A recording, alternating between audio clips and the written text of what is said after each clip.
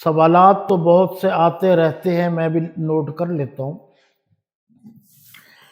یہ ایک سوال تو یہ ہے جی، مجھے کہا بھی گیا، پوچھا بھی گیا، اور بہت سارے لوگ پوچھتے ہیں جی آپ ہر وقت صحابہ کرام کا ذکر کرتے ہیں، آپ کو کوئی اور چیز نہیں آتی؟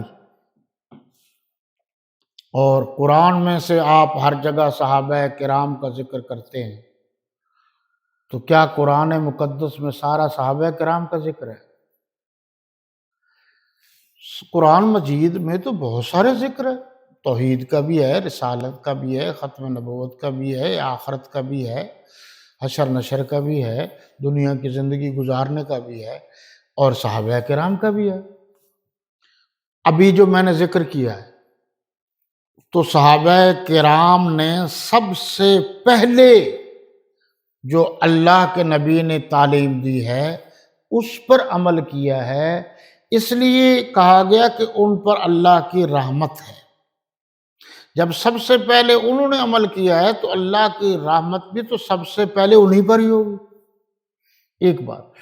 دوسری بات یہ ہے کہ یہ بات آپ ذہن میں بٹھا لیں کہ سارے کا سارا قرآن صحابہ کرام نے لکھا ہے۔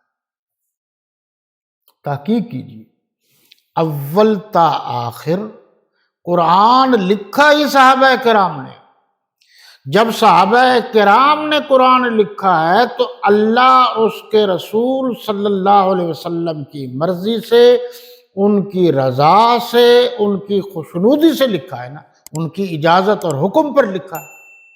اللہ نے میرے نبی کو حکم دیا، میرے نبی نے صحابہ کرام کو حکم دیا، تو سارے کا سارا قرآن صحابہ کرام نے لکھا ہے۔ اور آپ جتنی زیادہ گہرائی میں جائیں گے، جہاں آپ کو قرآن مقدس سے اور موتی ملیں گے، وہاں یہ موتی بھی ملیں گے کہ یہ تو صحابہ کرام کے لیے۔ عبید لہم مغفرہ ہے۔ لہم مغفرہ کا کیا معنی ہے؟ وبشر الصابرین، صابرین جمع ہے، بتائیے کیا معنی ہے؟ قالو جمع ہے کہ ان مراحل سے وَلَنَبْلُوَنَّكُمْ بِشَيْءٍ مِّنَ الْخَوْفِ گزر کے پھر یہ کیا کہتے ہیں؟ یہ کون ہے کہنے والے کہ اِنَّا لِلَّهِ، اِنَّا پھر جمع ہے کہ ہم اللہ کے لیے، یعنی ہم اللہ کے ہیں، وَإِنَّا إِلَيْهِ رَاجِعُونَ، اور ہم اسی کی طرف لوٹ کر جانے والے ہیں۔